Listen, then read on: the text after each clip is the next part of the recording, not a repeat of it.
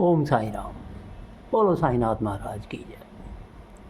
मेरे भक्तों, हम बाबा से प्रार्थना करते हैं, हे साईं, आपके श्री चरण धन्य हैं और उनका स्मरण कितना सुखदायी है।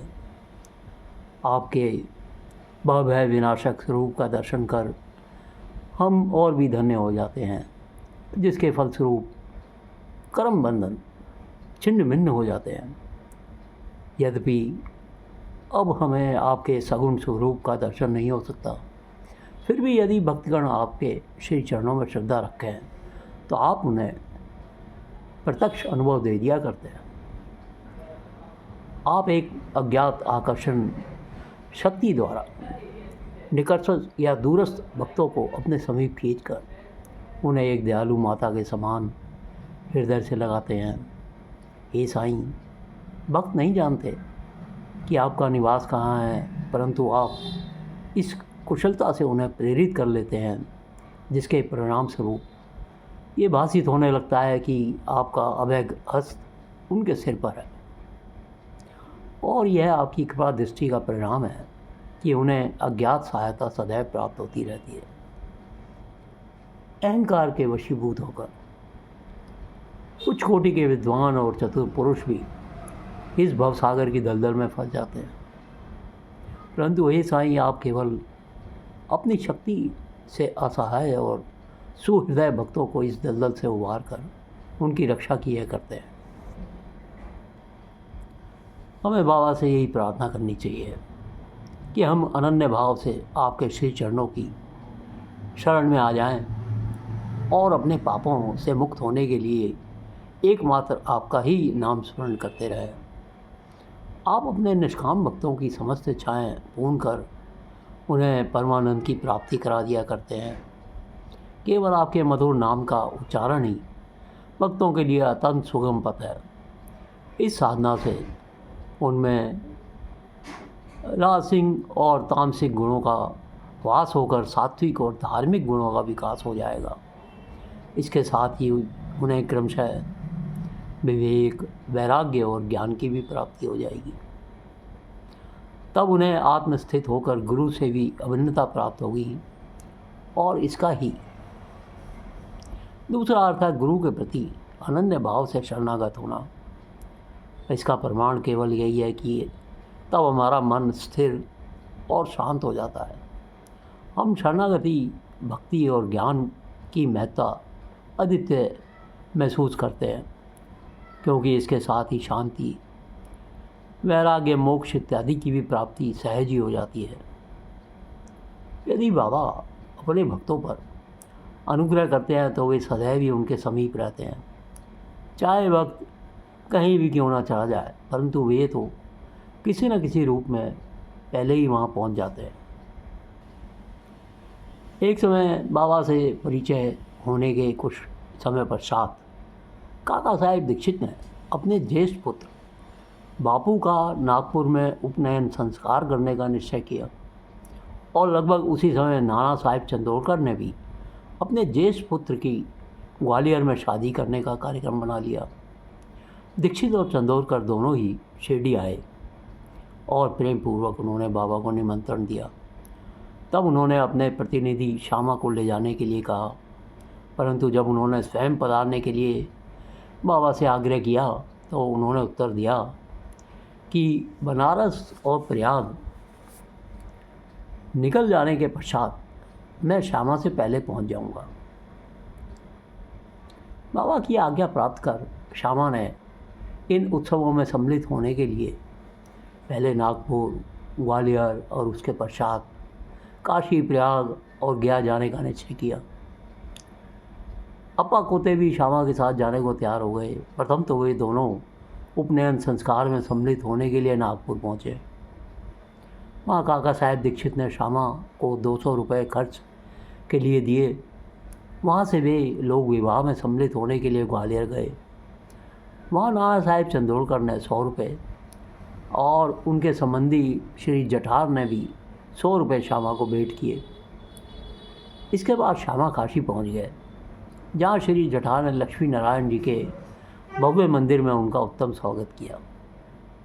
अयोध्या में जठार के व्यवस्थापक ने भी श्यामा का अच्छा स्वागत किया। श्यामा और कोते अयोध्या में 21 दिन तथा काशी में 2 मास ठहर कर फिर गया को रवाना हो गए। गया में प्लेग फैलने का समाचार रेलगाड़ी में सुनकर इन लोगों को थोड़ी चिंता सताने लगी। फिर भी रात्रि को वे गया स्टेशन पर उतरे और एक धर्मशाला में जाकर ठहर गए। प्रातःकाल गया वाला पुजारी, जो यात्रियों के ठहरने और भोजन की व्यवस्था किया करता था, वह आया और कहने लगा कि सब यात्री तो प्रस्थान कर चुके हैं, इसलिए अब आप भी शीघ्रता से यहाँ से प्रस्थान करें। श्यामा ने सहज ही उससे पूछा कि क्या गया में प्लेग फैला हुआ है? तब पुजारी ने कहा, नहीं, आप निश्चिंत रहें और मेरे यहाँ पधार कर स्वयं अवलोकन कर लें। तब वे उसके साथ उसके मकान पर पहुँचे। उसका मकान एक विशाल भवन था जिसमें पर्याप्त यात्री विश्राम कर सकते थे। श्यामा को भी उसी स्थान पर ठहराया गया और वो स्थान श्यामा को बड़ा ही प्रिय लगा। बाबा का एक बड़ा चित्र, जो कि मकान के अग्रिम भाग के ठीक मध्य में लगा हुआ था, उसे देखकर वे बहुत ज़्यादा प्रसन्न हो गए। उनका हृदय भर आया और उन्हें बाबा के शब्दों की स्मृति हुआ ही। मैं काशी और प्रयाग निकल जाने के पश्चात श्यामा से पहले ही वहाँ पहुँच जाऊँगा। श्यामा की आंखों से अश्रुओं की धारा बहने लगी और उनके शरीर में रोमांच हो आया और उनका कंठ रूंध गया और रोते रोते उनकी गिग्गी बंध गई।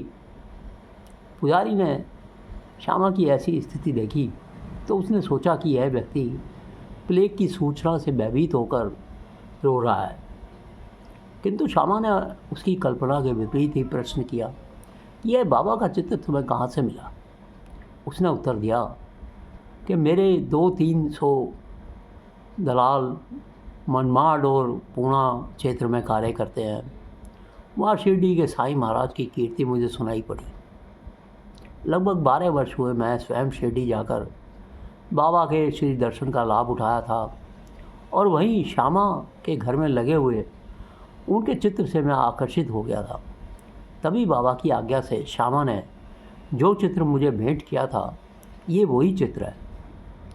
श्यामा की पूर्व स्मृति जागृत हो गई और जब गया वाले पुजारी को यह ज्ञात हुआ कि ये वही श्यामा है जिन्होंने मुझे इस चित्र द्वारा अनुग्रहित किया था और आज मेरे यहाँ अतिथि बनकर ठहरे हैं, तो उसके आनंद की कोई सीमा नहीं रही। दोनों बड़े प्रेम पूर्वक मिलकर बड़े खुश हुए। फिर पुजारी ने श्यामा का बादशाही ढंग से बड़ा भव्य स्वागत किया। वह एक धनवान व्यक्ति था।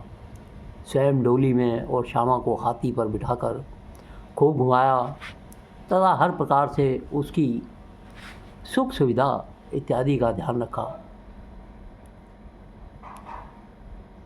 इस प्रकार बाबा ने ये सिद्ध कर दिया कि उनके वचन सत्य निकले।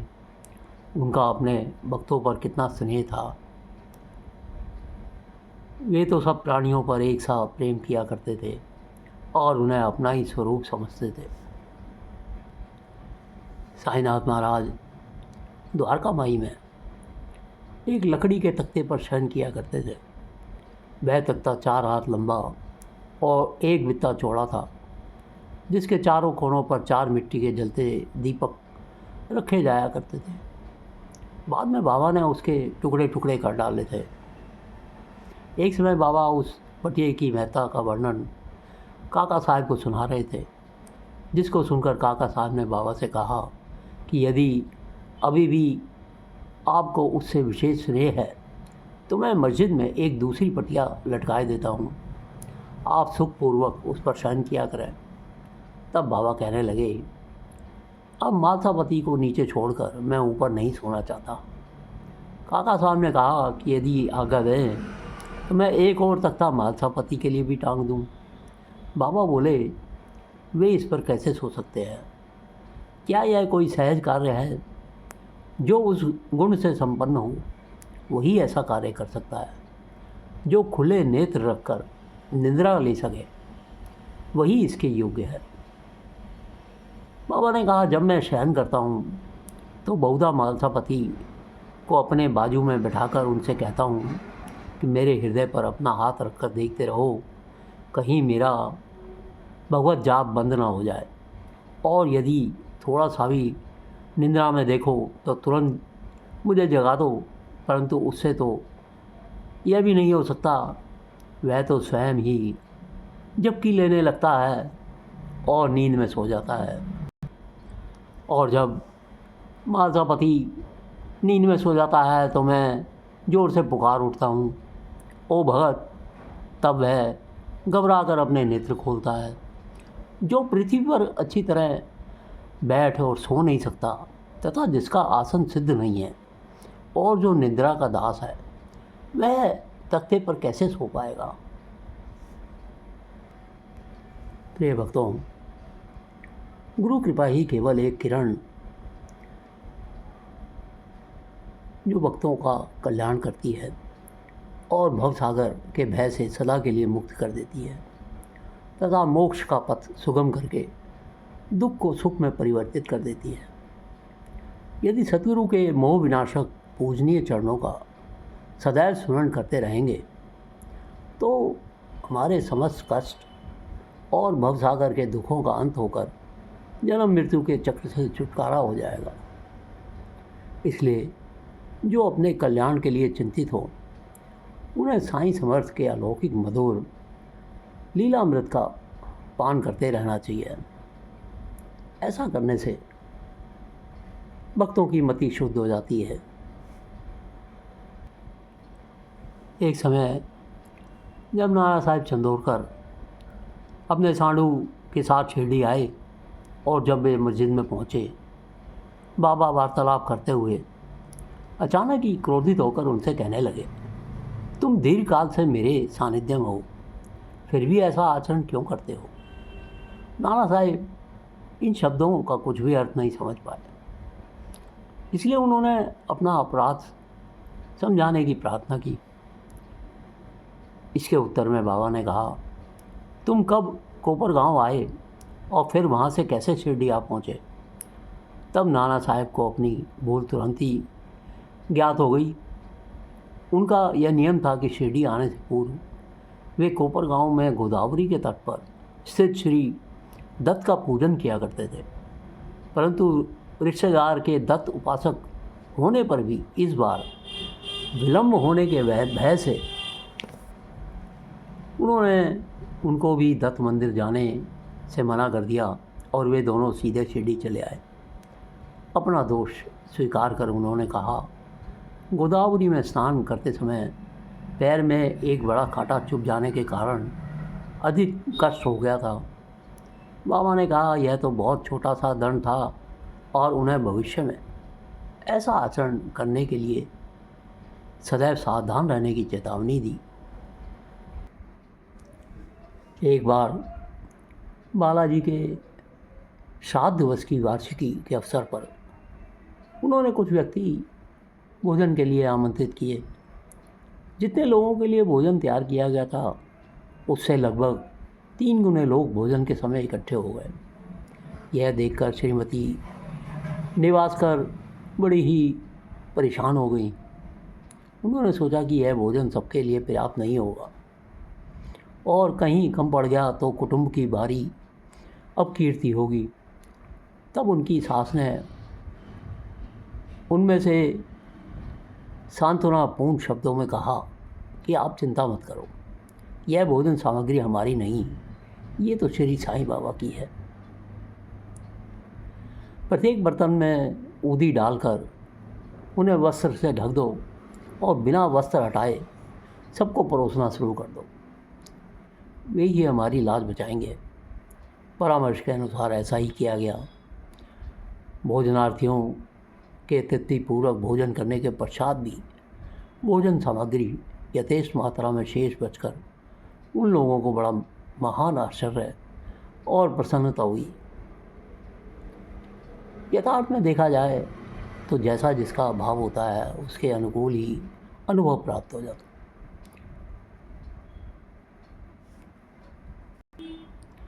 प्रिय भक्तों, जो बिना किसी कारण भक्तों पर स्नेह करने वाले दया के सागर हैं, तथा निर्गुण होकर भी भक्तों के प्रेमवश जिन्होंने स्वेच्छापूर्वक मानव शरीर धारण किया, जो ऐसे भक्त वत्सल हैं कि जिनके दर्शन मात्र से ही भवसागर के भय और समस्त कष्ट दूर हो जाते हैं, ऐसे श्री साईनाथ महाराज को हम प्रणाम करते हैं। भक्तों को आत्मदर्शन कराना ही संतों का प्रधान कार्य है।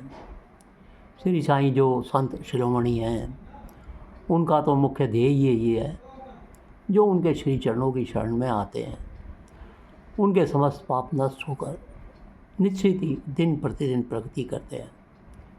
उनके श्री चरणों का स्मरण कर पवित्र स्थानों से भक्तगण शिरडी आते हैं और उनके समीप बैठकर श्लोक पढ़कर गायत्री मंत्र का जाप किया करते थे। परंतु जो निर्बल तथा सर्व प्रकार से दीनहीन हैं और जो यह भी नहीं जानते कि भक्ति किसे कहते हैं, उनका तो केवल इतना ही विश्वास है कि अन्य सब लोग उन्हें असहाय छोड़कर उपेक्षा भले ही कर दें, परंतु अनाथों के नाथ और प्रभु श्री साईं हमारा कभी परित्याग नहीं करेंगे। जिन पर वे कृपा करें उन्हें प्रचंड शक्ति, नित्य अनित्य में विवेक तथा ज्ञान सहज ही प्राप्त हो जाता है।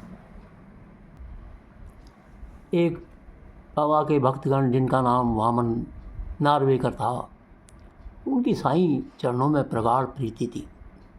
एक बार वे एक ऐसी मुद्रा लाए जिसके एक ओर राम लक्ष्मण और सीता तथा दूसरी ओर करबद्ध मुद्रा में मारुति का चित्र अंकित था।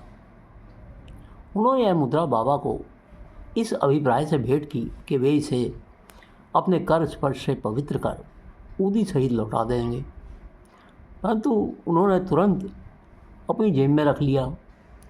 श्यामा ने वामन राव की इच्छा बताकर उनसे मुद्रा वापस करने का अनुरोध किया। तब वे वामन राव के सामने ही कहने लगे कि यह भला उनको क्यों लौटाई जाए, इसे तो हमें अपने पास ही रखना चाहिए। यदि वे इसके बदले में 25 रुपया देना स्वीकार करें तो मैं इसे लौटा दूंगा। वह मुद्रा वापस पाने के लिए श्री वामन राव ने 25 रुपये इकट्ठे कर बाबा को भेंट किए। तब बाबा कहने लगे, इस मुद्रा का मूल्य तो 25 रुपयों से बहुत ज़्यादा है। श्यामा, तुम इसे अपने भंडार में जमा करके अपने देवालय में प्रतिष्ठित कर इसका नित्य पूजन किया करो। प्रिय भक्तों, इंद्रियां, मन और बुद्धि द्वारा पदार्थों का रसवादन करने से पूर्व बाबा का स्मरण अवश्य करना चाहिए। उनका स्मरण ही अर्पण की एक विधि है। इंद्रिया विषय पदार्थों की चिंता किए बिना कभी नहीं रह सकती। इन पदार्थों को उपयोग से पूर्व ईश्वर को अर्पण कर देने से उनकी आसक्ति अपने आप ही नष्ट हो जाती है। इस प्रकार समस्त इच्छाएं, क्रोध और तृष्णा आदि कुप्रवृत्तियों को पहले ईश्वर को अर्पण कर गुरु की ओर मोड़ देना चाहिए। यदि इसका नित्य अभ्यास किया जाए तो परमेश्वर हमारी कुवृत्तियों के दमन में सहायक हो जाएंगे। विषय के रसवादन के पूर्व वहाँ बाबा की उपस्थिति का ध्यान अवश्य रखना चाहिए। तब विषय उपभोग के लिए उपयुक्त है या नहीं, यह प्रश्न उपस्थित हो जाएगा और आचरण में सुधार होगा। इसके फलस्वरूप गुरु प्रेम में वृद्धि होकर शुद्ध ज्ञान की प्राप्ति होगी। जब इस प्रकार ज्ञान की वृद्धि होती, दैहिक बुद्धि नष्ट हो चैतन्य घन में लीन हो जाती है। वस्तुतः गुरु और ईश्वर में कोई पृथक तत्व नहीं है, और जो उन्हें भिन्न समझते हैं वह तो निरय ज्ञानी वाली बात है, तथा उसे ईश्वर दर्शन होना भी दुर्लभ हो जाता है। इसलिए समस्त भेदभाव को भूलकर गुरु और ईश्वर को अभिन्न समझना चाहिए। इस प्रकार गुरु सेवा करने से ईश्वर कृपा प्राप्त होना निश्चित हो जाता है, और तभी वे हमारा चित्त शुद्ध कर हमें आत्मानुभूति प्रदान करते हैं। सारांश यह है कि ईश्वर और गुरु को पहले अर्पण किए बिना हमें किसी इंद्रिय ग्रास विषय का रसवादन नहीं करना चाहिए। इस प्रकार अभ्यास करने से भक्ति में उत्तरोत्तर वृद्धि हो जाती है। फिर श्री साईं बाबा की मनोहर सगुण मूर्ति सदैव आँखों के सन्मुख रहेगी, जिससे भक्ति, वैराग्य और मोक्ष की प्राप्ति हो जाएगी। ध्यान प्रगाढ़ होने से क्षुधा और संसार के अस्तित्व की विस्मृति हो जाती है और सांसारिक विषयों का आकर्षण अपने आप नष्ट होकर चित्त को सुख और शांति प्राप्त कर देता है। प्रिय भक्तों, बाबा कहते हैं कि मुझे ही अपने विचारों तथा कर्मों का मुख्य ध्येय बना लो और तब तुम्हें निसंदेह ही परमार्थ की प्राप्ति हो जाएगी। मेरी ओर अनन्य भाव से देख लो तो मैं भी तुम्हारी ओर वैसे ही देखूंगा।